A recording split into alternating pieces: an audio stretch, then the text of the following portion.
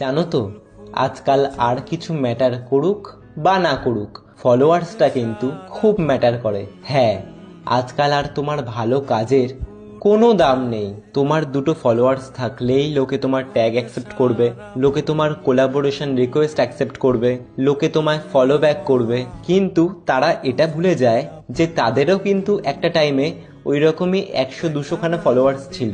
এখন দুটো ফলোয়ার্স হয়ে গেছে বলে ওই রকম আকাশে ওড়ার বা নিজেকে সেলিব্রিটি ভাবনে কা कोई जरूरत नहीं है। নিজেকে যখন প্রফেশনাল বলে দাবি করো তখন আমার মনে হয় না এইসব পার্সিয়ালিটি গুলো করা উচিত বলে। কিছু কিছু মডেলকে কোলাবোরেশন রিকোয়েস্ট পাঠালে তাদের নানা এক্সকিউজ, অ্যাকসেপ্ট করলে নাকি তাদের এই হবে সেই হবে, সিরিজ ব্রেক হবে। এদিকে যদি কোনো সিনিয়র মেকআপ আর্টিস্ট বা প্রচুর ফলোয়ারওয়ালা কলকা আর্টিস্ট কোলাবোরেশন রিকোয়েস্ট পাঠায় তখন তো দৌড়ে গিয়ে সাথে সাথে অ্যাকসেপ্ট করতে হয়।